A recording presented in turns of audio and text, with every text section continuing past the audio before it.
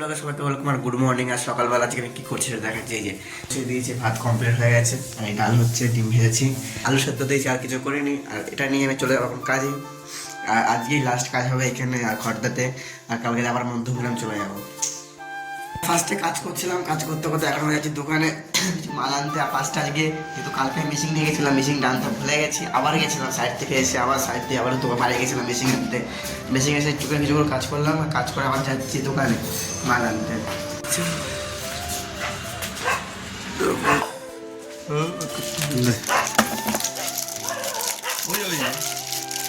ছোটবেলা ক্লাস।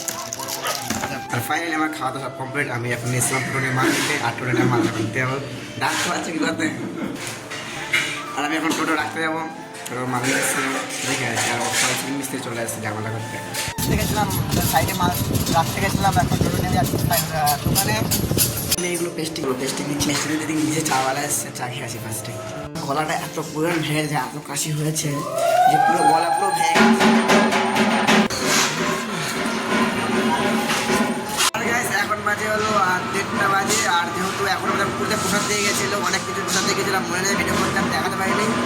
অনেক রকমই দিয়ে গেছিলো। আর এখন পুজো হচ্ছে নিচে, এই ফ্ল্যাটের 2-3 জায়গা পুজো হচ্ছে এখন টোটাল। আর উপরে তো আমরা কাজ করেছিলাম, আমরা প্রসাদ দিচ্ছি, নিজে আর দেবে না, যদি নিজে কাজ করিনি আমরা। দেখা যাক যদি দেয়, কাজ করছি আমরা পুকুরেই, দিলে ভালো, রাজি নেই কোনো ব্যাপার নেই। আর এখন খাওয়ার টাইমও হয়ে গেছে, এখন খাবো ভাত আর কিছুক্ষণ পর, আর আধা ঘন্টা পর খেয়ে নেবো। ফাইনালি এখন 3টে বেজে গেছে, এখনো ভাত কিছু খাইনি, যেহেতু ভাতের জন্য ভাত খেয়েছি। আর এখন বসে এগুলো সিংহাসনের মাল, এইগুলো সব সিংহাসনের মাল।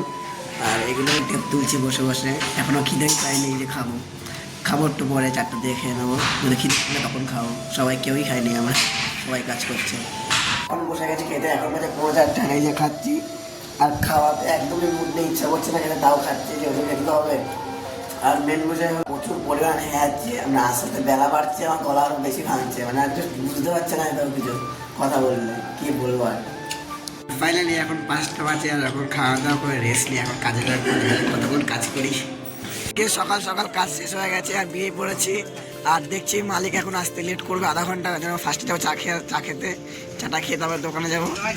কিন্তু আজকে পেমেন্টের দিন পেমেন্ট পাবো, যেহেতু টাকার কথা শুনলে কে না খুশি হয়, আমি তো অনেক খুশি। আর যেহেতু আমার একটাই দুঃখ, আমার গলা পুরো খারাপ হয়ে গেছে, মেন বিষয় ওটা, আর কিছুই না।